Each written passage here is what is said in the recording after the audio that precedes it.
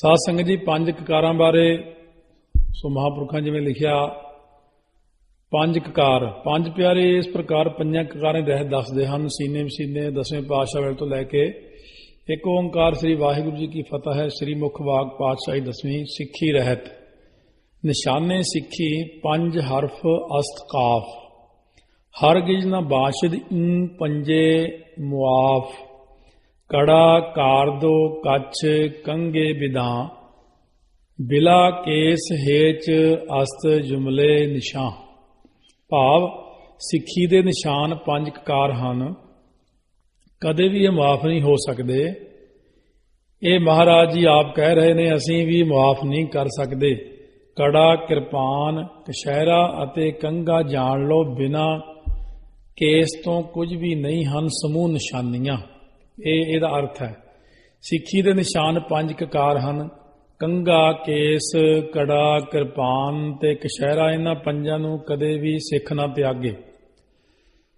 ਸੋ ਸਭ ਤੋਂ ਪਹਿਲਾਂ ਕਛਹਿਰਾ। ਕੱਛ ਕਿਰਪਾਨ ਨਾ ਕਬ ਹੁਣ ਤਿਆਗੈ, ਕਦੇ ਕਿਰਪਾਨ ਤੇ ਕਛਹਿਰਾ ਲਾ ਕੇ ਨੰਗੇ ਨਹੀਂ ਸੌਣਾ ਚਾਹੀਦਾ ਤੇ ਕਛਹਿਰਾ ਸਦਾ ਰੇਬ ਪਾਵੇ, ਦੂਜੀ ਕੱਛ ਆਦਿਕ ਨਾ ਪਾਵੇ, ਸਿੰਘਾਂ ਵਾਂਗੂ ਰੇਬ ਕਛਹਿਰਾ ਪਾਏ। ਇਸ ਪ੍ਰਕਾਰ ਤਰੀਕੇ ਨਾਲ ਇੱਕ ਪਹੁੰਚਾ ਲਵ ਇਸ਼ਨਾਨ ਕਰਨ ਤੋਂ ਬਾਅਦ ਜਦੋਂ ਬਦਲਣਾ, ਇੱਕ ਪੈਰ 'ਚੋਂ ਲਾ ਕੇ ਪਹਿਲਾ ਪਾ ਲਓ ਸੁੱਕਾ ਤੇ ਤਾਂ ਦੂਜੇ ਨੂੰ ਲਾਉਣਾ ਕਰੋ, ਦੋਵੇਂ ਇਕੱਠੇ ਨਾ ਲਾ ਦੇਵੋ। ਇਸ ਤਰੀਕੇ ਨਾਲ ਸਿੱਖ ਨੇ ਵਰਤਣਾ। ਜੇ ਅਚਾਨਕ ਦੋਵੇਂ ਪਹੁੰਚੇ ਲੈ ਜਾਣ ਤਾਂ ਪੰਜਾਂ ਪਿਆਰਿਆਂ ਤੋਂ ਅਰਦਾਸ ਕਰਾਵੇ। ਇੱਕ ਅਰਦਾਸ ਨਹੀਂ ਕਰ ਸਕਦਾ ਤੇ ਪੰਜ ਜਪਜੀ ਸਾਹਿਬ ਤੋਂ ਘੱਟ ਤਨਖਾਹ ਨਹੀਂ ਲਾਉਣੀ। ਕਛਹਿਰਾ ਜੱਸਾ ਦੀ ਨਿਸ਼ਾਨੀ ਹੈ। ਭਾਈ ਗੁਰਦਾਸ ਜੀ ਦੀਆਂ ਵਾਰਾਂ 'ਚ ਆਉਂਦਾ, ਵਾਰ 41ਵੀਂ ਪੌੜੀ 15ਵੀਂ 'ਚ ਸੀਲ ਜਤ ਕੀ ਕੱਛ ਪਹਿਰ ਪਕੜੋ ਹਥਿਆਰਾ। ਸੀਲ ਰੱਖੋ ਜਤ ਰੱਖੋ, ਏਕਾ ਨਾਰੀ ਜਤੀ ਹੋਏ ਪਰ ਨਾਰੀ ਧੀ ਭੈਣ ਵਖਾਣਾ। ਇਸ ਪ੍ਰਕਾਰ ਕਛਹਿਰਾ ਧਾਰਨ ਦਾ ਗੁਣ ਧਾਰਨ ਕਰਨਾ। ਕਛਹਿਰਾ ਬਹੁਤ ਉੱਤਮ ਵਸਤੂ ਹੈ। ਜਿਵੇਂ ਹਨੂਮਾਨ ਜੀ ਨੇ ਬਹੁਤ ਸਮੇਂ ਸ੍ਰੀ ਰਾਮਚੰਦਰ ਦੀ ਸੇਵਾ ਕੀਤੀ, ਲੰਕਾ ਵਿੱਚੋਂ ਸੀਤਾ ਦਾ ਪਤਾ ਲਿਆਂਦਾ, ਸੰਜੀਵਨੀ ਬੂਟੀ ਲਿਆਂਦੀ, ਜਿਸ ਕਰਕੇ ਲక్ష్మణ ਜਿੰਦਾ ਹੋਇਆ। ਅਨੇਕਾਂ ਬਹਾਦਰੀਆਂ ਕੀਤੀਆਂ ਤੇ ਰੋਮ ਰੋਮ ਵਿੱਚ ਰਾਮ ਵਸਿਆ ਹੋਇਆ ਸੀ। ਪਰ ਜਦੋਂ ਰਾਮਚੰਦਰ ਜੀ ਤੋਂ ਸਰਬੰਸਦਾਨ ਮੰਗਿਆ ਤਾਂ ਉਹਨਾਂ ਨੇ ਆਪਣਾ ਕਛਹਿਰਾ ਹੀ ਦਿੱਤਾ। ਸਭ ਤੋਂ ਉਤਮ ਵਸਤੂ ਜਾਣ ਕੇ ਤੇ ਜਿਉਂਦਿਆਂ ਸਰੀਰ ਦਾ ਪਰਦਾ ਤੇ ਮਰਿਆਂ ਵੀ ਪਰਦਾ ਰੱਖਦਾ।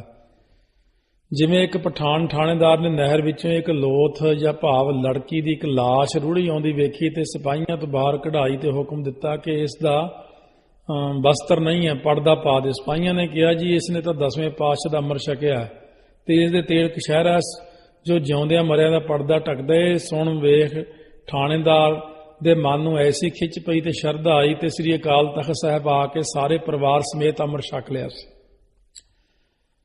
ਸੋ ਇਸ ਤਰ੍ਹਾਂ ਇਹ ਪਹਿਲਾਂ ਵੀ ਸਾਖੀ ਕਥਾ ਦੇ ਵਿੱਚ ਸੁਣਾਈ ਸੀ। ਦੁਬਾਰਾ ਜਿਹੜੀ ਕਥਾ ਭਰੀ ਇਹਦੇ ਵਿੱਚ ਵੀ ਰਾਮਚੰਦਰ ਜੀ ਵਾਲੀ ਸਾਖੀ ਆਈ ਸੀ ਕਿ ਹਨੂਮਾਨ ਜੀ ਨੂੰ ਕਛਹਿਰਾ ਰਾਮਚੰਦਰ ਜੀ ਨੇ ਖੁਸ਼ ਹੋ ਕੇ ਬਖਸ਼ਿਸ਼ ਕੀਤਾ ਸੀ। ਤੇ ਉੱਥੇ ਕਈ ਸਿੰਘਾਂ ਨੇ ਫਿਰ ਇਹ ਗੱਲ ਚੁੱਕ ਲਈ ਸੀ ਭਈ ਠਾਕੁਰ ਸੋ ਨੇ ਇਹ ਕਿਹਾ ਵੀ ਇਹ ਜਿਹੜਾ ਕਛਹਿਰਾ ਆ ਕੇ 10ਵੇਂ ਪਾਤਸ਼ਾਹ ਨੂੰ ਹਨੂਮਾਨ ਜੀ ਨੇ ਦਿੱਤਾ। ਪਹਿਲਾਂ ਧਿਆਨ ਨਾਲ ਕਥਾ ਸੁਣ ਲਿਆ ਕਰੋ, ਫਿਰ ਅੱਗੇ ਗੱਲ ਕਰਿਆ ਕਰੋ। ਕਿਉਂਕਿ ਕਈ ਸਿੰਘ ਸਿਰਫ ਇਸੇ ਕੰਮ ਨੂੰ ਹੀ ਤਾਕ 'ਚ ਬੈਠੇ ਤੋਪਾਂ ਕੱਸ ਕੇ ਵੀ ਕਿੱਥੋਂ ਕੀ ਗੱਲ ਫੜਨੀ ਆ, ਫੜਨੀ ਵੀ ਨਹੀਂ ਆਉਂਦੀ ਵਿਚਾਰਿਆਂ ਨੂੰ। ਇਸ ਕਰਕੇ ਉਹ ਫੜਨ ਦਾ ਬਾਲਾ ਹੀਆ ਨਾ ਹੀ ਕਰਿਆ ਕਰੋ ਤਾਂ ਚੰਗਾ। ਕੜਾ ਸਰਬਲੋਹ ਦਾ ਪਹਿਰਨਾ, ਕਦੇ ਸੋਨੇ ਜਾਂ ਚਾਂਦੀ ਦਾ ਨਹੀਂ ਪਹਿਰਨਾ। ਗੁੱਟ ਤੇ ਤਲਵਾਰ ਦਾ ਵਾਰ ਵੱਜਿਆ ਰੋਕਦਾ, ਬਾਹ ਨਾਲ ਘਸ ਕੇ ਮਿਹਦੇ ਨੂੰ ਤਾਕਤ ਪਹੁੰਚਾਉਂਦਾ ਹੈ। ਤੇ ਸਾਇੰਸ ਦੇ ਤਰੀਕੇ ਨਾਲ ਇਸ ਤਰ੍ਹਾਂ ਇਹ ਸਰਬਲੋਹ ਜਿਹੜਾ ਜਿੰਦਾ ਲੋਹਾ ਭਾਵ ਜਿਉਂਦਾ ਲੋਹਾ ਮੰਨਿਆ ਸਰਬਲੋਹ ਨੂੰ। ਸਟੀਲ ਦਾ ਕੜਾ ਜਿਹੜਾ ਇਹ ਜਿਉਂਦਿਆਂ 'ਚ ਨਹੀਂ ਆਉਂਦਾ, ਇਹ ਮਰੀ ਹੋਈ ਧਾਤੂ ਦੇ ਨਾਲ ਦੋ ਧਾਤੂਆਂ ਮਿਲ ਕੇ ਬਣਿਆ ਹੋਇਆ, ਦੋ ਚੀਜ਼ਾਂ ਮਿਲ ਕੇ ਬਣਦਾ। ਇਸ ਪ੍ਰਕਾਰ ਕੜਾ ਜਿਹੜਾ ਹਰ ਵਕਤ ਬਾਂਹ ਵਿੱਚ ਬੀਣੀ ਬੰਦ ਸ਼ਸਤਰ ਹੈ। ਜਿਵੇਂ ਕੜਾ ਬਾਂਹ ਨੂੰ ਕੜ ਕੇ ਰੱਖਦਾ ਹੈ, ਇਉਂ ਮਨ ਨੂੰ ਕੜ ਕੇ ਰੱਖਣਾ। ਕੜੇ ਤੋਂ ਇਹ ਸਿੱਖਿਆ ਲੈਣੀ ਕਿ ਸ੍ਰੀ ਗੁਰੂ ਗੋਬਿੰਦ ਸਿੰਘ ਜੀ ਦੀ ਬਾਂਹ ਹੈ, ਇਹਨਾਂ ਬਾਹਾਂ ਨਾਲ ਚੋਰੀ ਯਾਰੀ ਠੱਗੀ ਨਹੀਂ ਕਰਨੀ, ਕਿਤੇ ਵੀ ਝੂਠੇ ਦਸਖਤ ਨਹੀਂ ਕਰਨੇ, ਝੂਠਾ ਅੰਗੂਠਾ ਨਹੀਂ ਲਾਉਣਾ। ਇਹ ਸੁਭਾਅ ਰੱਖੇ, ਮਨ ਨੂੰ ਕੜ ਕੇ ਰੱਖੇ।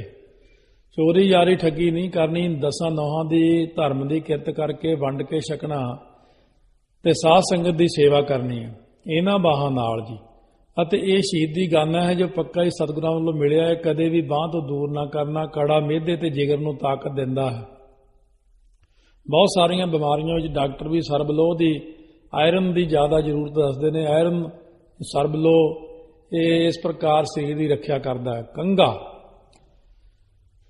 ਕੇਸਾਂ ਵਿੱਚ ਹਮੇਸ਼ਾ ਕਾਠ ਦਾ ਕੰਘਾ ਰੱਖਣਾ, ਦੰਦ ਜਾਂ ਮਸਾਲੇ ਦਾ ਨਾ ਰੱਖੇ। ਕੰਘਾ ਜਿਹੜਾ ਕਾਠ ਦਾ ਹੈ, ਇਸ ਨਾਲ ਸਿਰ ਵਿੱਚ ਜਿਹੜੀ ਬਿਜਲੀ ਆ ਉਹ ਸ਼ਾਂਤ ਰਹਿੰਦੀ ਹੈ। ਸਿਰ ਵਿੱਚ ਬਿਜਲੀ ਹੈ, ਕੇਸ ਜਦੋਂ ਹਨੇਰੇ ਵਿੱਚ ਵਾਹੀਏ ਉਦੋਂ ਤਾਰਾਂ ਜੀਆਂ ਚਮਕਦੀਆਂ ਹੁੰਦੀਆਂ ਨੇ, ਉਹਨੂੰ ਸ਼ਾਂਤ ਰੱਖਣ ਵਾਸਤੇ ਇਹ ਚੀਜ਼ ਹੁੰਦੀ ਹੈ। ਪਿਛਲੇ ਸਾਲ ਹੀ ਜਦੋਂ ਉੱਥੇ ਕਥਾ ਭਰ ਰਹੇ ਸੀ ਐਲਸ ਬਰਾਂਟੇ ਗੁਰੂ ਘਰ ਦੇ ਵਿੱਚ, ਉਦੋਂ ਉੱਥੇ ਜਿਹੜੇ ਗੁਰੂ ਘਰ ਦੇ ਪ੍ਰਧਾਨ ਸੀ ਭਾਈ JP ਸਿੰਘ ਜੀ, ਉਹ ਵੀ ਸਾਇੰਸਦਾਨ ਨੇ। ਉੱਥੇ ਜਿਹੜੇ ਭਾਈ ਗੁਰਿੰਦਰ ਸਿੰਘ ਜੀ ਸੀੜੀਆਂ ਭਰਦੇ, ਉਹਨਾਂ ਨੇ ਵੀ ਮੈਨੂੰ ਕੰਪਿਊਟਰ ਤੋਂ ਸਾਇੰਸ ਦੀ ਨਵੀਂ ਖੋਜ ਬਾਰੇ ਜਾਣਕਾਰੀ ਦਿੱਤੀ ਸੀਗੀ ਵੀ ਇਹ ਜਿਹੜੇ ਕੇਸ ਨੇ ਇਹ ਕੀ ਚੀਜ਼ ਆ, ਐਂਟੀਨੇ ਦਾ ਕੰਮ ਕਰਦੇ ਆ, ਜਾਂ ਕੇਸਾਂ ਤੋਂ ਕਿੰਨੀ ਬਿਜਲੀ ਪ੍ਰਾਪਤ ਹੁੰਦੀ ਆ, ਜਾਂ ਕਿਸ ਪ੍ਰਕਾਰ ਇਹ ਬਿਜਲੀ ਜਿਹੜੀ ਆ ਕੇਸਾਂ ਦੇ ਵਿੱਚ ਹੁੰਦੀ ਆ, ਉਹਨੂੰ ਇਹ ਸ਼ਾਂਤ ਕੰਘਾ ਰੱਖ ਸਕਦਾ ਲੱਕੜ ਦਾ। ਬਹੁਤ ਸਾਰੀ ਜਾਣਕਾਰੀ ਦਿੱਤੀ ਸੀ, ਉਹ ਆਪਾਂ ਉਹਨਾਂ ਨੂੰ ਪੁੱਛ ਕੇ ਕੰਪਿਊਟਰ ਦੇ ਰਾਹੀਂ ਇਹ ਸਾਰੀ ਚੀਜ਼ ਲੈ ਵੀ ਸਕਦੇ ਹਾਂ। ਸੋ ਲੱਕੜ ਜਿਵੇਂ ਬਿਜਲੀ ਨੂੰ ਦਬਾ ਕੇ ਰੱਖਦੀ ਹੈ, ਇਉਂ ਕਾਠ ਦਾ ਕੰਘਾ ਹੀ ਭਾਈ ਕੇਸਾਂ ਵਿੱਚ ਰੱਖਣਾ ਇਹ ਯੋਗ ਹੈ। ਕਾਠ ਜਾਂ ਲੱਕੜ ਕਹਿ ਲਓ। ਸਾਇੰਸ ਦੇ ਤਰੀਕੇ ਨਾਲ ਵੀ ਕਈ ਨਿਹੰਗ ਸਿੰਘ ਲੋਹੇ ਦਾ ਕੰਘਾ ਬੰਨੀ ਫਿਰਦੇ ਹੁੰਦੇ ਨੇ। ਕੰਘਾ ਲੋਹੇ ਦਾ ਨਹੀਂ ਰੱਖਣਾ, ਉਹਦੇ ਨਾਲ ਕੇਸ ਉਖੜ ਜਾਂਦੇ ਨੇ ਕੇਸਾਂ ਨੂੰ। ਇਸ ਪ੍ਰਕਾਰ ਮਹਾਰਾਜ ਜਿਵੇਂ ਬਚਨ ਹੈ, ਕੰਘਾ ਦੋਨੋਂ ਵਕਤ ਕਰ, ਪਾਗ ਚੁਨੈ ਕਰ ਬੰਦਈ, ਦਾਤਨ ਨੀਤ ਕਰੇ ਨਾ ਦੁੱਖ ਪਾਵੇ ਲਾਲ ਜੀ। ਤਨਖਾਹਨਾਮਾ ਭਾਈ ਨੰਦ ਲਾਲ ਸਿੰਘ ਪੰਨਾ ਇਹ 57 ਤੇ ਉਹਨਾਂ ਨੇ ਲਿਖਿਆ ਹੋਇਆ। ਸੋ ਭਾਈ ਨੰਦ ਲਾਲ ਸਿੰਘ ਦੇ ਰਹਿਤਨਾਮੇ ਵਿੱਚ ਸਤਿਗੁਰੂ ਸਾਹਿਬ ਨੇ ਬਚਨ ਕੀਤੇ ਨੇ, ਹਮੇਸ਼ਾ ਕੰਘਾ 2 ਵਕਤ ਕਰਨਾ ਚਾਹੀਦਾ। ਪਹਿਲਾਂ ਕੰਘਾ ਕਰਕੇ ਦੋਨੋਂ ਵਕਤ ਦਸਤਾਰ ਚੁਣ ਕੇ ਝਾੜ ਕੇ ਸਜਾਉਣੀ ਆ। ਕਈ ਇੱਕ ਵਾਰੀ ਮਾਵਾ ਤੇ ਪਿੰਨਾ ਲਾ ਕੇ ਬੰਨ੍ਹ ਲੈਂਦੇ ਨੇ, ਫਿਰ ਉਹੀ ਟੋਪੀ ਦੀ ਤਰ੍ਹਾਂ ਉਤਾਰ ਕੇ ਰੱਖ ਲੈਂਦੇ ਨੇ, ਫਿਰ ਉਸੇ ਤਰ੍ਹਾਂ ਸਿਰ ਤੇ ਰੱਖ ਲੈਂਦੇ। ਇਹ ਟੋਪੀ ਦੀ ਸ਼ਕਲ ਬਣ ਜਾਂਦੀ ਹੈ। ਮਹਾਰਾਜ ਜੀ ਦਾ ਹੁਕਮ ਹੈ, ਰਹਿਤਨਾਮਾ ਭਾਈ ਪ੍ਰਹਿਲਾਦ ਸਿੰਘ ਜੀ ਦਾ ਪੰਨਾ 65 ਤੇ ਲਿਖਿਆ ਉਹਨਾਂ ਨੇ, ਹੋਏ ਸਿੱਖ ਸਿਰ ਟੋਪੀ ਧਰੈ, 7 ਜਨਮ ਕੁਸ਼ਟੀ ਹੋਏ ਮਰੈ। ਸਿੱਖ ਹੋ ਕੇ ਜਿਹੜਾ ਸਿਰ ਤੇ ਟੋਪੀ ਰੱਖਦਾ ਉਹ 7 ਜਨਮ ਤੱਕ ਕੋਹੜੀ ਹੋ ਕੇ ਮਰਦਾ ਹੈ। ਸੋ ਚੁਣ ਕੇ ਦਸਤਾਰ ਸਜਾਉਣੀ ਹੈ, ਇੱਕ ਇੱਕ ਪੇਚ ਕਰਕੇ ਸਜਾਵੇ ਤੇ ਇੱਕ ਇੱਕ ਪੇਚ ਕਰਕੇ ਲਾਹੇ। ਫਿਰ ਦਰਬਾਰ ਸਾਹਿਬ ਵਿੱਚ ਸਤਿਗੁਰੂ ਸਾਹਿਬ ਜੀ ਦੀ ਪਵਿੱਤਰ ਹਜ਼ੂਰੀ ਵਿੱਚ ਆਵੇ। ਇੱਕ ਵਾਰੀ ਗੁਰੂ ਕਲਗੀਧਰ ਪਿਤਾ ਜੀ ਸ਼ਿਕਾਰ ਚੜੇ ਸਨ। ਇੱਕ ਸਿੰਘ ਨੇ ਕੰਘਾ ਨਹੀਂ ਸੀ ਕੀਤਾ। ਮਹਾਰਾਜ ਸਾਹਿਬ ਜੀ ਨੇ ਕਿਹਾ, ਅੱਜ ਸ਼ਿਕਾਰ ਨਹੀਂ ਮਿਲਿਆ ਹੈ, ਕੀ ਕਾਰਨ ਹੈ? ਉਸ ਸਿੱਖ ਨੂੰ ਪੁੱਛਿਆ, ਤੂੰ ਕੰਘਾ ਕੀਤਾ? ਉਹ ਕਹਿੰਦਾ, ਅੱਜ ਨਹੀਂ ਕੀਤਾ। ਕਹਿੰਦੇ, ਕੰਘਾ ਕਰ। ਉਸੇ ਵੇਲੇ ਕੰਘਾ ਕਰਾਇਆ। ਕਿਹਾ ਕਿ ਅੱਗੇ ਵਾਸਤੇ ਸਾਵਧਾਨੀ ਦੇ ਨਾਲ ਆਉਣਾ, ਕਦੇ ਕਿਸੇ ਸਿੰਘ ਨੇ ਕੰਘਾ ਕਰੇ ਬਗੈਰ ਨਹੀਂ ਆਉਣਾ। ਇਸ ਪ੍ਰਕਾਰ ਰਹਿਤਨਾਮਿਆਂ ਦੇ ਵਿੱਚ ਸਤਿਗੁਰਾਂ ਦੇ ਪਵਿੱਤਰ ਬਚਨ ਨੇ। ਸੋ ਕੰਘਾ ਜਿਹੜਾ ਹੈ ਸਾਧ ਸੰਗਤ ਜੀ 2 ਵਕਤ ਕਰਨ ਦਾ ਹੁਕਮ ਹੈ। ਇਹਦੇ ਨਾਲ ਆਪਾਂ ਨੂੰ ਹੀ ਫਾਇਦਾ ਹੁੰਦਾ ਸਰੀਰਕ ਤੌਰ ਤੇ। ਸੋ ਯੋਗੀ ਹਰਭਜਨ ਸਿੰਘ ਜੀ ਦੀ CD ਸੁਣਨ ਨੂੰ ਪਿਛਲੇ ਸਾਲ ਮਿਲੀ ਸੀ। ਉਹਨਾਂ ਨੇ ਵੀ ਦੱਸਿਆ ਸੀ ਕਿ ਉਹਨਾਂ ਦਾ ਇੱਕ ਮਿੱਤਰ ਸਾਰਾ ਦਿਨ ਤੁਰ ਫਿਰ ਕੇ ਬਹੁਤ ਥੱਕ ਗਿਆ, ਬੁਰੇ ਹਾਲ ਹੋ ਗਏ। ਸ਼ਾਮ ਨੂੰ ਕਹਿੰਦੇ, ਮੈਂ ਉਹਨੂੰ ਕਿਹਾ ਜੇ ਫਰੈਸ਼ ਹੋਣਾ ਤੇ ਕੰਘਾ ਕਰ। ਉਹਨੇ ਜਦੋਂ ਕੰਘਾ ਕੀਤਾ, ਕਹਿੰਦੇ ਮੂੰਹ ਹੱਥ ਧੋਤਾ ਤੇ ਇੱਕਦਮ ਕਹਿੰਦਾ, ਹੁਣ ਮੈਂ ਫਰੈਸ਼ ਹਾਂ, ਜਿੱਥੇ ਮਰਜ਼ੀ ਲੈ ਚੱਲੋ। ਇਸ ਕਰਕੇ ਕੰਘੇ ਦਾ ਕੋਈ ਮਤਲਬ ਹੈ, ਬਿਨਾ ਮਤਲਬ ਤੋਂ ਮਹਾਰਾਜ ਨੇ ਜਿੰਨੇ ਵੀ ਕਕਾਰ ਦਿੱਤੇ ਨੇ ਸਾਰਿਆਂ ਦਾ ਕੋਈ ਭਾਵ ਅਰਥ ਹੈ, ਕੋਈ ਬਖਸ਼ਿਸ਼ ਹੈ। ਕੰਘਾ ਸਦਾ ਸਾਬਤਾ ਰੱਖੋ। ਕੋਈ ਦੰਦਾ ਜਿਹੜਾ ਭੁਰਿਆ ਟੁੱਟਿਆ ਨਹੀਂ ਹੋਣਾ ਚਾਹੀਦਾ। ਜੇ ਕਿਤੇ ਇੱਕ ਦੰਦਾ ਵੀ ਟੁੱਟ ਜਾਏ ਤਾਂ ਡਿੱਗ ਪਏ, ਸਰੀਰ ਤੋਂ ਵੱਖਰਾ ਹੋ ਜਾਏ ਤਾਂ ਕੰਘਾ ਲੈ ਕੇ ਅਰਦਾਸ ਕਰਕੇ, ਘੱਟੋ ਘੱਟ ਜਪਜੀ ਸਾਹਿਬ ਦਾ ਇੱਕ ਪਾਠ ਕਰਕੇ ਭੁੱਲ ਬਖਸ਼ਾ ਕੇ ਫਿਰ ਮੂੰਹ 'ਚ ਕੁਝ ਪਾਉਣਾ। ਇਸ ਵਾਸਤੇ ਸਿੰਘ ਹਮੇਸ਼ਾ 2-2 ਕੰਘੇ ਰੱਖਦੇ ਹਨ। ਸੋ ਜਿਵੇਂ ਕੰਘਾ ਆਪਣੇ ਆਪ ਨੂੰ ਚਰਾ ਕੇ ਸੀਸ ਤੇ ਕੇਸ ਸੁਧਾਰਨ ਵਾਲਾ ਬਣਿਆ ਤੇ ਸਭ ਤੋਂ ਸ਼੍ਰੋਮਣੀ ਸੀਸ ਤੇ ਸਜਦਾ। ਜਦੋਂ ਦਾਸ ਸੰਤ ਬਾਬਾ ਕਰਤਾਰ ਸਿੰਘ ਜੀ ਖਾਲਸਾ ਜੀ ਸੇਵਾ ਵਿੱਚ ਹੁੰਦਾ ਸੀ ਤਾਂ ਅੱਜ ਜਦੋਂ ਵੀ ਅਸੀਂ ਉਹਨਾਂ ਦੇ ਵਸਤਰ, ਇੱਕ ਵਸਤਰ 'ਚੋਂ ਕੱਪੜੇ ਜਿਹੜੇ ਨਵੇਂ ਪਾਉਣੇ ਉਹਨਾਂ ਨੇ ਤਾਂ ਚੋਲੇ ਵਿੱਚੋਂ ਦੂਜੇ ਚੋਲੇ 'ਚ ਪਾਉਣੇ ਪੈਸੇ ਜਾਂ ਹੋਰ ਚੀਜ਼ਾਂ। 2 ਕੰਘੇ ਹਮੇਸ਼ਾ ਉਹਨਾਂ ਦੀ ਜੇਬ 'ਚ ਇੱਕ ਕੰਘਾ ਰੱਖਿਆ। ਮੈਂ ਕਿਹਾ, ਇਹ ਕਾਹਦੇ ਲਈ ਰੱਖਿਆ ਕੰਘਾ? ਤੁਸੀਂ ਇੱਕ ਹੋਰ ਰੱਖਿਆ ਜੇਬ ਦੇ ਵਿੱਚ। ਕਹਿੰਦੇ, ਭਾਈ ਕਦੇ ਸੁੱਤਿਆਂ ਪਿਆ ਕੰਘਾ ਇੱਧਰ ਉੱਧਰ ਹੋ ਜਾਂਦਾ, ਕਦੇ ਵਿਸਰ ਜਾਂਦਾ, ਕਦੇ ਟੁੱਟ ਸਕਦਾ। ਇਸ ਕਰਕੇ ਮੈਂ ਹਮੇਸ਼ਾ ਇਹ ਰੱਖਦਾ ਵੀ ਰਹਿਤ ਪੱਕੀ ਰਹੇ ਮੇਰੀ। ਮੈਂ 2 ਕੰਘੇ ਰੱਖਦਾ ਹਮੇਸ਼ਾ। ਇਉਂ ਆਪਾ ਭਾਵ ਮੇਟ ਕੇ ਆਪਣੇ ਆਪ ਨੂੰ ਚਰਾ ਕੇ ਸਭ ਦੇ ਚਰਨਾਂ ਦੀ ਧੂੜ ਮਨ ਕਰਕੇ ਬਣਨਾ ਤੇ ਸਭ ਦੀ ਧੂੜ ਬਣ ਕੇ ਸਭ ਤੋਂ ਸ਼੍ਰੋਮਣੀ ਸਜਣਾ। ਸ਼੍ਰੀ ਮੁਖ ਵਾਕ ਸਤਿਗੁਰੂ ਕਹਿੰਦੇ, ਸਭ ਹੂੰ ਤਲੈ ਤਲੈ ਸਭ ਉੱਪਰ, ਬ੍ਰਹਮ ਗਿਆਨੀ ਊਚ ਤੇ ਉੱਚਾ, ਮਨ ਆਪਣਾ ਹੈ ਸਭ ਤੇ ਨੀਚਾ। ਕੰਘਾ ਜਿਵੇਂ ਟੁੱਟੇ ਰੋਮਾਂ ਨੂੰ ਕੱਢਦਾ ਤੇ ਸਾਫ਼ ਕੇਸਾਂ ਨੂੰ ਸੁਧਾਰ ਕੇ ਸੀਸ ਵਿੱਚ ਰੱਖਦਾ ਹੈ, ਇਸੇ ਤਰ੍ਹਾਂ ਦੋਨੋਂ ਵਕਤ ਵਿਚਾਰ ਰੂਪੀ ਕੰਘਾ ਫੇਰਨਾ, ਆਪਣੇ ਮਨ ਦੇ ਅੰਦਰ ਵੇਖਣਾ ਕਿ ਮੈਂ ਅੱਜ ਚੌਂ ਪਹਿਰਾਂ ਵਿੱਚ ਕਿੰਨੇ ਪਾਪ ਕੀਤੇ, ਕਿੰਨੇ ਝੂਠ ਬੋਲੇ, ਨਿੰਦਿਆ ਕੀਤੀ, ਕਿਸੇ ਦਾ ਦਿਲ ਦੁਖਾਇਆ ਜਾਂ ਕੋਈ ਮਾੜਾ ਵਾਕ ਬੋਲਿਆ, ਹੋਰ ਕਿਸੇ ਪ੍ਰਕਾਰ ਦੀ ਗਲਤੀ ਕੀਤੀ ਹੈ। ਉਹਨਾਂ ਔਗੁਣਾਂ ਦਾ ਤਿਆਗ ਕਰਨਾ ਤੇ ਸ਼ੁਭ ਗੁਣਾਂ ਨੂੰ ਧਾਰਨ ਕਰਨਾ, ਮਾੜੇ ਸੰਸਕਾਰ ਤਿਆਗਣੇ, ਸ਼ੁਭ ਸੰਸਕਾਰ ਹਿਰਦੇ 'ਚ ਵਸਾਉਣੇ ਨੇ।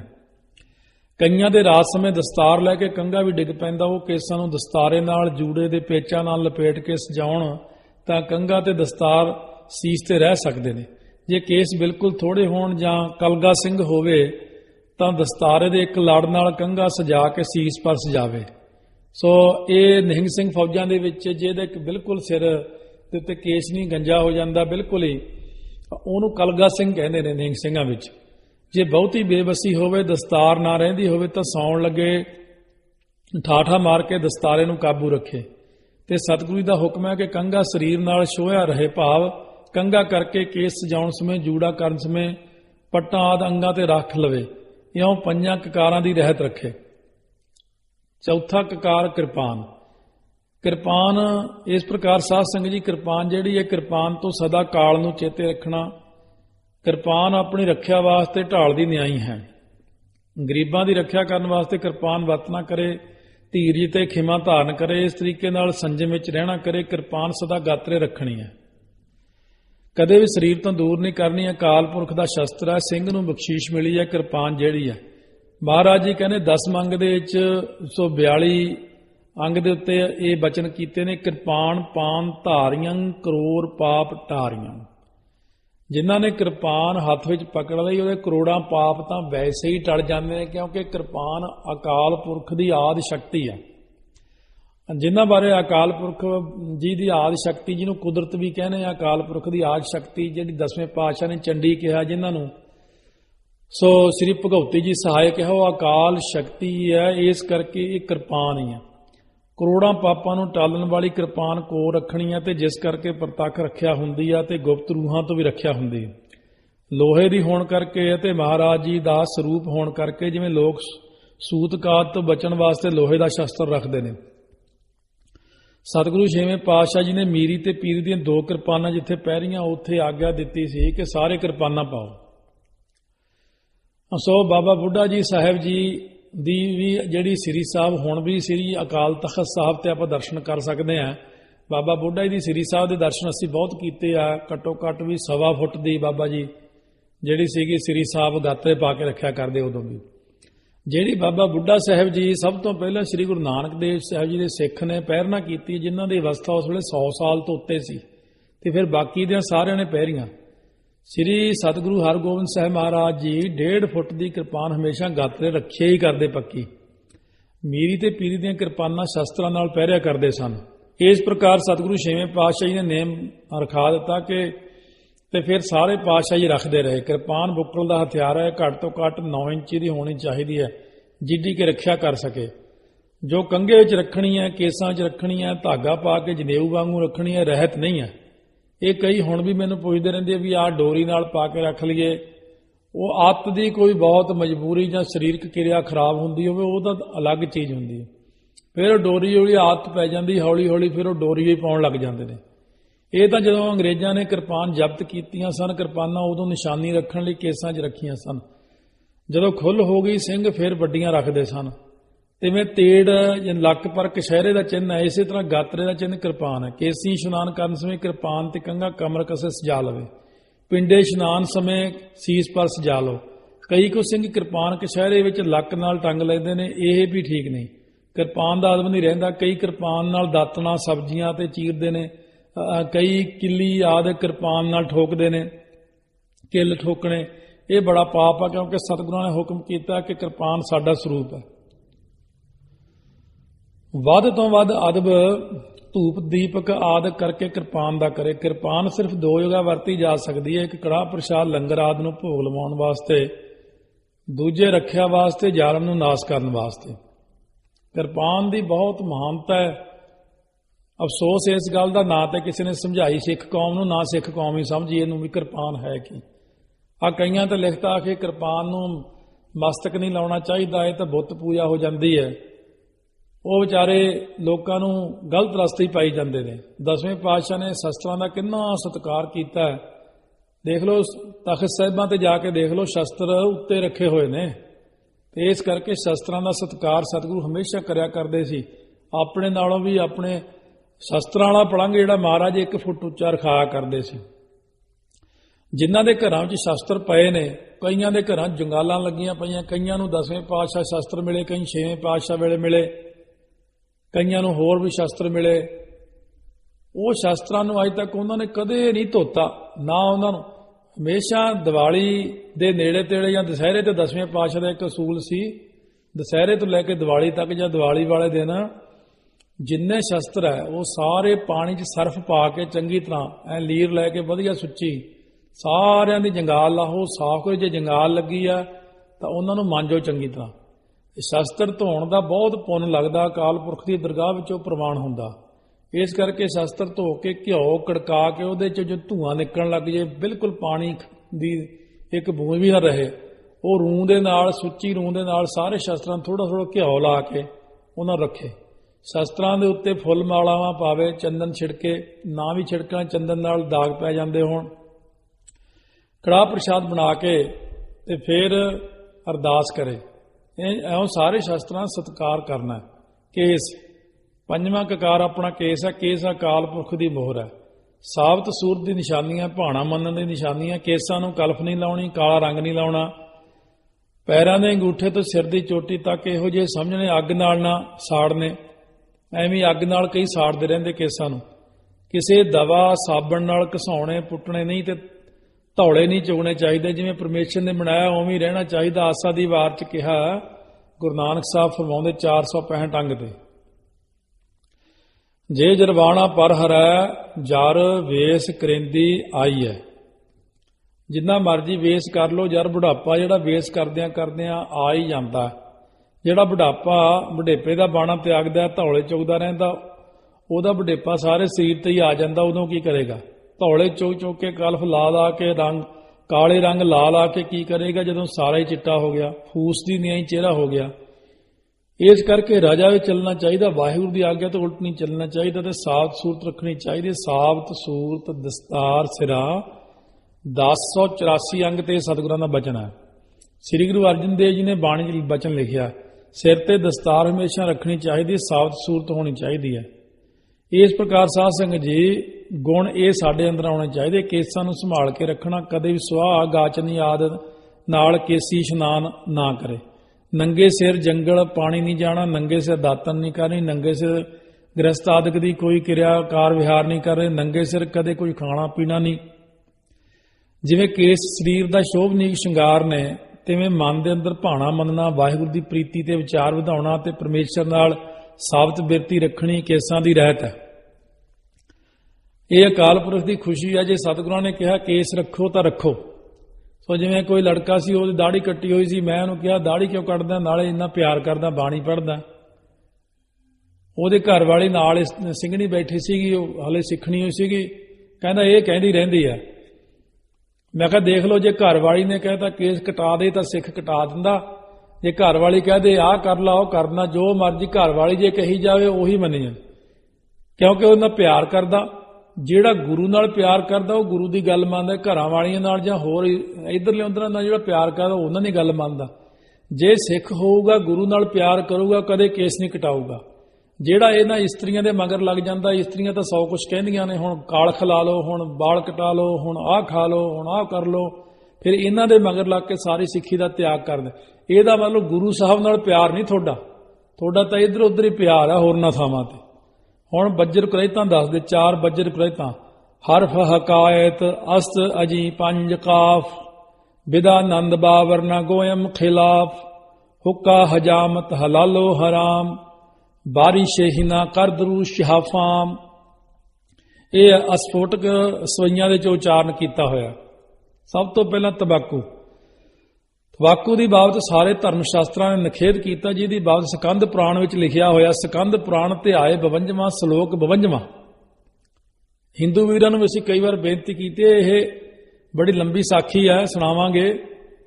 ਸੋ ਸਕੰਦ ਪੁਰਾਣ ਵਿੱਚ ਲਿਖਿਆ ਹੈ, ਧੂਮਰ ਪਾਨੰ ਰਤੰ ਵਿਪਰੰ ਦਾਨੰ ਦਜੰਤੀ ਜੇ ਨਰਾ ਦਾਤਾ ਗੌਰਵੇ ਜਾਤਿੰ ਬ੍ਰਹਮਣੰ ਗ੍ਰਾਮ ਸ਼ੁਕ੍ਰਹ ਧੂਮਰ ਪਾਨੀਏ ਵਿਪਰ ਕੋ ਦਹਿ ਦਾਨ ਜੇ ਕੋਏ ਦਾਤਾ ਨਰਕੇ ਬਾਸਲ ਹੈ ਵਿਪਰ ਸ਼ੂਕਰਪੁਰ ਹੋਏ।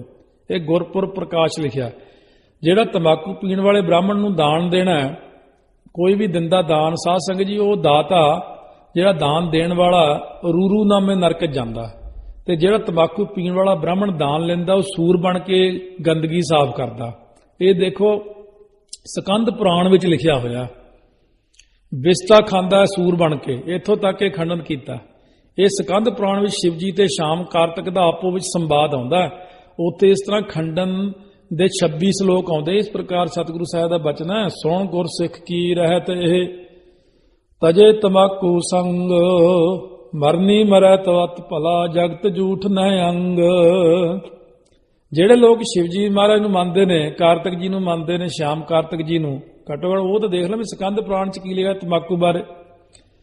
ਕਹਿੰਦੇ ਸੁਣੋ ਗੁਰਸਿੱਖ ਦੀ ਰਹਿਤ ਇਹ ਹੈ ਸਾਧ ਸੰਗਤ ਜੀ, ਤਮਾਕੂ ਦੀ ਸੰਗਤ ਛੱਡਣੀ ਚਾਹੀਦੀ। ਮਰ ਜਾਣਾ ਤਾਂ ਚੰਗਾ, ਪਰ ਤਮਾਕੂ ਅੰਗੀਕਾਰ ਨਹੀਂ ਕਰਨਾ। ਤੰਬਾਕੂ ਵਾਲੇ ਪੁਰਖ ਦੇ ਨਾਲ ਖਾਣਾ ਪੀਣਾ ਮੰਗਣਾ ਕੁਝ ਨਹੀਂ ਕਰਨਾ ਚਾਹੀਦਾ। ਜੇ ਸਰੀਰ ਛੁੱਟ ਜਾਵੇ ਤਾਂ ਕੋਈ ਹਰਜ ਨਹੀਂ, ਪਰ ਤੰਬਾਕੂ ਦਾ ਅੰਗ ਨਹੀਂ ਛੁਆਉਣਾ ਚਾਹੀਦਾ।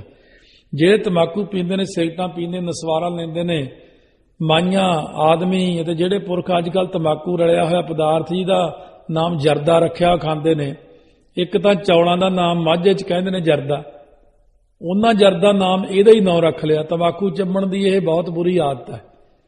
ਇਹੋ ਜਿਹੇ ਔਗਣ ਛੱਡਣੇ ਚਾਹੀਦੇ। ਇਸ ਪ੍ਰਕਾਰ ਸਤਿਗੁਰੂ ਦਾ ਬਚਨ ਹੈ, ਹਿੰਦੂ ਹਲਕਾ ਮੁਕਤਾ ਤਜੇ ਤੰਬਾਕੂ ਸੰਗ।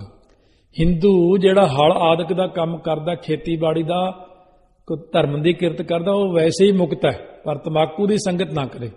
ਇਸ ਪ੍ਰਕਾਰ ਤੰਬਾਕੂ ਦੀ ਸੰਗਤ ਛੱਡੇ ਹੋਏ ਹਿੰਦੂ ਨੂੰ ਵੀ ਅਸੀਂ ਮੁਕਤ ਕਰ ਦਿਆਂਗੇ। ਇਹ ਬਚਨ ਕੀਤੇ ਸੱਚੇ ਪਾਤਸ਼ਾਹ ਨੇ। ਇਸ ਪ੍ਰਕਾਰ ਤੰਬਾਕੂ ਦੀ ਸੰਗਤ ਜਿਹੜਾ ਛੱਡ ਦੇਵੇ, ਹਜੂਰ ਨੇ ਕਿਹਾ ਤਨਕ ਤੰਬਾਕੂ ਸੇਵੀਐ ਦੇਵ ਪਿਤਰ ਤਜ ਜਾਏ ਪਾਣੀ ਤਾਕੇ ਹਾਥ ਕਾ ਮਦਰਾ ਸਮ ਹੋਏ ਜਾਏ। ਸ੍ਰੀ ਗੁਰੂ ਪੰਥ ਪ੍ਰਕਾਸ਼ ਸੂਰਜ ਪ੍ਰਕਾਸ਼ ਵਿੱਚ ਵੀ ਇਹ ਸਾਰੀਆਂ ਚੀਜ਼ਾਂ ਹੋਈਆਂ। ਜਿਲਦ 13 ਪੰਨਾ 5588 ਤੇ ਲਿਖਿਆ ਹੈ। ਸੋ ਇਸ ਪ੍ਰਕਾਰ ਸਾਧ ਸੰਗਤ ਜੀ, ਥੋੜਾ ਜਿਹਾ ਤੰਬਾਕੂ ਪੀਵੇ, ਨਸਵਾਰ ਲਵੇ, ਸਿਗਰਟ ਪੀਵੇ, ਬੀੜੀ ਪੀਵੇ, ਉਹਦੇ ਦੇਵਤੇ ਜਿਹੜੇ ਹੁੰਦੇ ਨੇ, ਉਹਦੀ ਕੁਲ ਦੇ ਪਿੱਤਰ ਦੇਵਤੇ ਸਾਰੇ ਉਹਨੂੰ ਛੱਡ ਜਾਂਦੇ ਨੇ। ਉਹਦੇ ਹੱਥ ਦਾ ਦਾਨ ਕੀਤਾ ਪਾਣੀ ਵੀ ਉਹ ਸ਼ਰਾਬ ਵਾਂਗੂ ਸਮਝਦੇ, ਇੰਨਾ ਭੈੜਾ ਸਮਝਦੇ ਨੇ। ਇਸ ਕਰਕੇ ਉਹਨਾਂ ਦੇ ਦੇਵਤੇ ਪਿੱਤਰ ਜਿਹੜੇ ਨੇ, ਉਹਦੇ ਹੱਥੋਂ ਦਾਨ ਵੀ ਕੀਤਾ ਹੋਇਆ ਗ੍ਰਹਿਣ ਨਹੀਂ ਕਰਦੇ। ਸੋ ਸਾਧ ਸੰਗਤ ਜੀ, ਉਹਨਾਂ ਦੇਵਤੇ ਪਿੱਤਰਾਂ ਨੂੰ ਨਿਹਾਲ ਕਰਨ ਵਾਸਤੇ ਤਾਂ ਹਜੂਰ ਨੇ ਕਿਹਾ, ਜਿਸ ਸਿਮਰਤ ਸਭ ਕਿਲ ਵਿਖ ਨਾਸ ਹੈ ਪਿਤਰੀ ਹੋਏ ਉਧਾਰੋ ਸੋ ਹਰ ਹਰ ਤੁਮ ਸਦ ਹੀ ਜਾਪੋ ਜਾ ਕਾ ਅੰਤ ਨਾ ਪਾਰੋ। ਉਹ ਪਰਮੇਸ਼ਰ ਦਾ ਸਿਮਰਨ ਕਰਨਾ ਚਾਹੀਦਾ। ਇਸੇ ਪ੍ਰਕਾਰ ਜਿਵੇਂ ਲਿਖਿਆ ਨਾ ਮਨੂ ਸਿਮਰਤੀ ਵਿੱਚ, ਵਿਜਿਆ ਪਾਨ ਕਲਪ ਮੇ ਕੰਤੂ 10 ਕਲਪੰਤੂ ਨਾਗਨੀ ਸਹੰਸਾ ਰੈਸੂ ਤੁਮਰ ਸੰਖਿਆ ਨ ਵਿਦਿਅਤੇ। ਜਾਂ ਫਿਰ ਲਿਖਿਆ ਵਿਜਿਆ ਏਕ ਕਲਪੰਤੇ 2 ਕਲਪੰਤੇ ਨਾਗਨੀ ਵਾਰਨੇ ਸਹੰਸਰ ਕਲਪੰਤੇ ਧੂਮਰ ਪਾਨ ਨ ਵਿਦਿਅਤੇ। ਧੰਨ ਗੁਰੂ ਗੋਬਿੰਦ ਸਿੰਘ ਦਾ ਘੋੜਾ ਤੰਬਾਕੂ ਵਾਲੇ ਖੇਤ ਚੋਂ ਲੰਘਿਆ ਨਹੀਂ ਸੀ। ਸ੍ਰੀ ਗੁਰੂ ਨਾਨਕ ਦੇਵ ਦਾ ਹੁਕਮ ਹੈ, ਜਿਉਂ ਜੋਰੂ ਸਿਰ ਨਹਾਵਣੀ ਆਵੈ ਵਾਰੋ ਵਾਰ ਝੂਠੇ ਝੂਠਾ ਮੁਖ ਵਸੈ ਨਿਤ ਨਿਤ ਹੋਏ ਖੁਆਰ। ਜਿਵੇਂ ਇਸਤਰੀਆਂ ਨੂੰ ਮਹੀਨੇ ਪਿੱਛੋਂ ਮਾਹਵਾਰੀ ਆਦਿਕ ਆਉਂਦੀ ਆ, ਉਹਨਾਂ ਦਿਨਾਂ ਵਿੱਚ ਇੰਨੀ ਗਲੀਚ ਮੰਨੀ ਕਿ ਚੌਂਕੇ 'ਚ ਨਹੀਂ ਵੜ ਸਕਦੀ, ਪਰ ਤੰਬਾਕੂ ਪੀਣ ਵਾਲੇ ਨਿਤਾ ਪ੍ਰਤੀ ਝੂਠੇ ਗਲੀਚ ਨੇ, ਨਿਤਾ ਪ੍ਰਤੀ ਖੁਆਰ ਹੀ ਰਹਿੰਦੇ, ਹਰ ਵੇਲੇ ਗਲੀਚ ਰਹਿੰਦੇ ਨੇ। ਭਗਤ ਕਬੀਰ ਜੀ ਕਹਿੰਦੇ, ਵਿਖਿਆ ਲੈ ਡੂਬੀ ਪਰਿਵਾਰ ਜਗਤ ਝੂਠ ਭਾਵ ਤੰਬਾਕੂ ਸਾਰੀ ਕੁਲ ਨੂੰ ਡੋਬ ਲੈਂਦਾ। ਪਿਛਲੇ ਕੀਤੇ ਪੁੰਨ ਦਾਨ ਵਰਤ ਤੀਰਥ ਯਾਤਰਾ ਸਭ ਨਾਸ ਹੋ ਕੇ ਕਈ ਕਲਪਾਂ ਤੱਕ ਨਰਕਾਂ 'ਚ ਪਿਆ ਰਹਿੰਦਾ। ਜਿਵੇਂ 100 ਸਾਖੀ 'ਚ ਬਚਨਾ ਮਦਰਾ ਦੈਤਾ ਸਪਤ ਕੁਲ। ਸ਼ਰਾਬ ਜਿਹੜੀ ਹੈ ਇਹ ਦੇਖੋ 7 ਕੁਲਾਂ ਨਾਸ ਕਰ ਦਿੰਦੀ ਹੈ। ਭਾਂਗ ਦਹਿ ਤਨ ਏਕ, ਭੰਗ ਜਿਹੜੀ ਇੱਕ ਸਰੀਰ ਖਤਮ ਕਰ ਦਿੰਦੀ ਹੈ। ਜਗਤ ਝੂਠ 7 ਕੁਲ ਦਹਿ, ਤੇ ਜਗਤ ਝੂਠ ਜਿਹੜੀ ਹੈ ਇਹ 100 ਕੁਲਾਂ ਨਾਸ ਕਰਦੀ। ਨਿੰਦਾ ਦਹਿ ਅਨੇਕ, ਤੇ ਨਿੰਦਿਆ ਜਿਹੜੀ ਆ ਅਨੇਕਾਂ ਕੁਲਾਂ ਨਾਸ ਕਰਦੀ ਹੈ। ਜਗਤ ਝੂਠ ਤੰਬਾਕੂ। ਇਸ ਕਰਕੇ ਤੰਬਾਕੂ ਕੇ ਵਰਤਵ ਹੈ ਜਪ ਤਪ ਸਭ ਨਾਸ ਜਿਉਂ ਚਿੰਗਾਰੀ ਅਗਨ ਕੀ ਪਰਤਰ ਪੁਰਾਣੇ ਘਾਸ। ਤਜੇ ਤੰਬਾਕੂ ਪੁਰਖ ਕਲ ਉਧਰਿਆ ਦਰ ਪ੍ਰਵਾਨ ਪੂਰੀ ਪਈ ਤਿਸ ਭਾਵਨੀ ਸਫਲ ਕਮਾਈ ਜਾਨ। ਸ੍ਰੀ ਗੁਰੂ ਸੋਭਾ ਕਵੀ ਸੈਨਾਪਤੀ। ਇਸ ਕਰਕੇ ਸ੍ਰੀ ਗੁਰੂ ਸੋਭਾ 'ਚ ਉਹਨਾਂ ਨੇ ਸੈਨਾਪਤੀ ਜੀ ਨੇ ਲਿਖਿਆ, ਇਹਦੇ ਵਰਤਨੇ ਕਰਕੇ ਪੁੰਨ ਸਾਰੇ ਨਾਸ ਹੋ ਜਾਂਦੇ। ਤੇ ਤੰਬਾਕੂ ਪੀਣ ਵਾਲੇ ਨੂੰ ਪਰਲੋਕ 'ਚ ਕੁੱਤੇ ਦਾ ਵਿਸ਼ਟਾ ਖਾਣ ਨੂੰ ਮਿਲਦਾ, ਪਰ ਕੁੱਤੇ ਦੇ ਵਿਸ਼ਟੇ ਖਾਣ ਵਾਲੀ ਜੂਨੀ ਮਿਲਦੀ ਹੈ। ਤੇ ਸ਼ਰਾਬ ਪੀਣ ਵਾਲੇ ਨੂੰ ਗਰਮ ਕਰਕੇ ਕੂਕਰਾਂ ਦਾ ਪਿਸ਼ਾਬ ਪਿਲਾਇਆ ਜਾਂਦਾ ਹੈ। ਸਰੀਰ ਤੇ ਮਨ ਮਲੀਨ ਰਹਿੰਦਾ। ਜਗਤ ਜੂਟ ਦੀ ਵਰਤੋਂ ਸਭ ਤੋਂ ਭੈੜੀ ਹੈ। ਸਿਹਤ ਤੇ ਬਹੁਤ ਬੁਰਾ ਅਸਰ ਪੈਂਦਾ। ਦਮਾਦ ਬਿਮਾਰੀਆਂ ਦਾ ਜਨਮ ਦਾਤਾ ਜਗਤ ਜੂਠ ਇਹਨੂੰ ਹੀ ਕਿਹਾ ਹੈ। ਤੰਬਾਕੂ ਪੀਣ ਕਰਕੇ ਕੀਤੇ ਹੋਏ ਜਪ ਤਪ ਸਾਰੇ ਨਾਸ ਹੋ ਜਾਂਦੇ, ਸ਼ਕਤੀ ਨਾਸ ਹੋ ਜਾਂਦੀ ਹੈ, ਮੰਤਰ ਆਦਿ ਨਹੀਂ ਫੁਰਦਾ। ਜਿਵੇਂ ਇੱਕ ਅਜਮੇਰ ਰਾਜੇ ਦੀ ਲੜਕੀ ਇੱਕ ਰੀਖੀ ਸਾਧੂ ਉੱਤੇ ਮੋਹਿਤ ਹੋ ਗਈ ਤੇ ਪਿਤਾ ਨੂੰ ਕਿਹਾ ਉਹ ਨਾਲ ਸ਼ਾਦੀ ਕਰਨੀ। ਰਾਜੇ ਨੇ ਮੰਗਵਾ ਲਿਆ ਤੇ ਕਿਹਾ ਮੇਰੀ ਲੜਕੀ ਨਾਲ ਸ਼ਾਦੀ ਕਰ। ਪਰ ਰੀਖੀ ਨੇ ਸੋਚਿਆ ਕਿ ਇਹ ਮੁਸਲਮਾਨ ਹਨ, ਮੇਰਾ ਹਿੰਦੂ ਧਰਮ ਨਾਸ ਹੋ ਜਾਵੇਗਾ। ਧਰਮ ਨੂੰ ਬਚਾਉਣ ਵਾਸਤੇ ਕਿਹਾ ਮੈਂ ਸ਼ਾਦੀ ਨਹੀਂ ਕਰਾਉਣੀ। ਪਰ ਰਾਜੇ ਅਜਮੇਰ ਨੇ ਜ਼ਬਰਦਸਤੀ ਸ਼ਾਦੀ ਕਰ ਦਿੱਤੀ। ਰੀਖੀ ਨੂੰ ਤੇ ਲੜਕੀ ਨੂੰ ਰਹਿਣ ਵਾਸਤੇ ਵੱਖਰੇ ਮਹਿਲ ਦੇ ਦਿੱਤੇ। ਫਿਰ ਜਦੋਂ ਰਾਤ ਨੂੰ ਵਿਸ਼ੇ ਦੇ ਵੱਸ ਹੋ ਕੇ ਲੜਕੀ ਰੀਖੀ ਕੋਲ ਗਈ ਤਾਂ ਰੀਖੀ ਨੇ ਅੱਗੋਂ ਧਰਮ ਬਚਾਉਣ ਵਾਸਤੇ ਮੰਤਰ ਪੜ੍ਹਿਆ, ਜਿਸ ਕਰਕੇ ਚਫੇਰੇ ਲੋਹੇ ਦੀ ਕੰਧ ਹੋ ਗਈ ਤੇ ਧਰਮ ਬਚ ਗਿਆ। ਇਸ ਤਰ੍ਹਾਂ ਕਈ ਦਿਨ ਹੋ ਗਏ ਤਾਂ ਲੜਕੀ ਨੇ ਆਪਣੀ ਮਾਂ ਨੂੰ ਦੱਸਿਆ, ਉਹਨੇ ਰਾਜੇ ਨੂੰ ਦੱਸਿਆ ਤਾਂ ਰਾਜੇ ਨੇ ਵਜ਼ੀਰਾਂ ਆਦਿਕਾਂ ਨਾਲ ਸਲਾਹ ਨਾਲ ਇਹਦਾ ਜਪ ਤਪ ਨਾਸ ਕਰਨ ਵਾਸਤੇ ਸੋਨੇ ਦਾ ਬੜਾ ਭਾਰੀ ਹੁੱਕਾ ਬਣਾ ਕੇ ਤੰਬਾਕੂ ਪਾ ਕੇ ਕਚਹਿਰੀ ਵਿੱਚ ਸਭ ਨੂੰ ਪਿਆਇਆ ਤੇ ਨਾਲ ਹੀ ਉਹ ਸਾਧੂ ਨੂੰ ਪਿਲਾ ਦਿੱਤਾ। ਪੀਣ ਦੀ ਦੇਰ ਸੀ, ਸਾਰੇ ਜਪ ਤਪ ਨਾਸ ਹੋ ਗਏ। ਜਦੋਂ ਰਾਤ ਪਈ ਤਾਂ ਰੀਖੀ ਬਹੁਤੇਰੇ ਮੰਤਰ ਪੜ੍ਹ ਰਿਹਾ ਪਰ ਕਿਲਾ ਬਣਿਆ ਹੀ ਨਾ ਲੋਹੇ ਦਾ। ਲੜਕੀ ਨੇ ਆ ਕੇ ਕਾਬੂ ਕਰ ਲਿਆ, ਇਸ ਦਾ ਧਰਮ ਨਾਸ ਕਰਤਾ। ਸੋ ਤੰਬਾਕੂ ਦੇ ਪੀਣ ਕਰਕੇ ਜਪ ਤਪ ਸਭ ਨਾਸ ਹੋ ਜਾਂਦੇ, ਸਰੀਰ ਤੇ ਬੁੱਧੀ ਦੀ ਚੁਸਤੀ ਵੀ ਨਾਸ ਹੋ ਜਾਂਦੀ। ਜਿਵੇਂ ਇੱਕ ਵਾਰ ਭਾਈ ਕੇ ਦਿਆਲਪੁਰੇ ਕਾਜ਼ੀਆਂ ਤੇ ਮੁੱਲਾਂ ਦੇ ਇਕੱਠ ਵਿੱਚ ਇਹ ਸਵਾਲ ਹੋਏ ਕਿ ਸਾਡੇ ਨਾਲੋਂ ਸਿੱਖ ਸਾਵਧਾਨ, ਚੰਗੇ, ਸੁੰਦਰ ਤੇ ਅਕਲ ਵਾਲੇ ਸਿਆਣੇ ਕਿਉਂ ਨੇ? ਕੁਝ ਕੁ ਸਿਆਣਿਆਂ ਨੇ ਕਿਹਾ ਕਿ ਵੱਡਾ ਕਾਰਨ ਇਹ ਕਿ ਉਹ ਅੰਮ੍ਰਿਤ ਵੇਲੇ ਉੱਠ ਕੇ ਇਸ਼ਨਾਨ ਕਰਕੇ ਬਾਣੀ ਪੜ੍ਹਦੇ। ਅਸੀਂ ਇਸ਼ਨਾਨ ਤਾਂ ਕੀ ਕਰਨਾ, ਉੱਠਦੇ ਸਾਰ ਹੁੱਕੇ ਨੂੰ ਭਾਈਦੇ ਆ, ਨਾ ਮਿਲੇ ਤਾਂ ਹੱਟੀ ਤੇ ਤੰਬਾਕੂ ਨੂੰ ਭਾਈਦੇ ਆ ਤੇ ਝੂਠ ਬੋਲ ਕੇ ਤੰਬਾਕੂ ਲਿਆਉਂਦੇ ਆ ਕਿ ਹੁਣੇ ਹੀ ਪੈਸੇ ਦੇ ਜਾਵਾਂਗੇ। ਇਸ ਵਾਸਤੇ ਆਪਣੇ 'ਚ ਕਮਜ਼ੋਰੀ ਆ, ਹੁੱਕੇ ਦੀ ਝੂਠ ਤੇ ਝੂਠ ਕਰਕੇ ਕਮਜ਼ੋਰ ਆ। ਹਿੰਦੂ ਮਤ ਦੇ ਧਾਰਮਿਕ ਸ਼ਾਸਤਰਾਂ, ਮੁਸਲਮਾਨਾਂ ਦੀਆਂ ਕਿਤਾਬਾਂ, ਈਸਾਈਆਂ ਦੀ ਇੰਜੀਲ ਆਦਿ ਤੇ ਗੁਰਮਤਿ ਸਭ ਨੇ ਜਗਤ ਝੂਠ ਨੂੰ ਨਿੰਦਿਆ। ਪਰ ਸ਼ਿਵ ਦਿਵਾਲੇ, ਮਸੀਤ ਤੇ ਗਿਰਜੇ ਆਦਿ ਕਿਤੇ ਵੀ ਨਹੀਂ ਲੈ ਜਾਇਆ ਜਾਂਦਾ।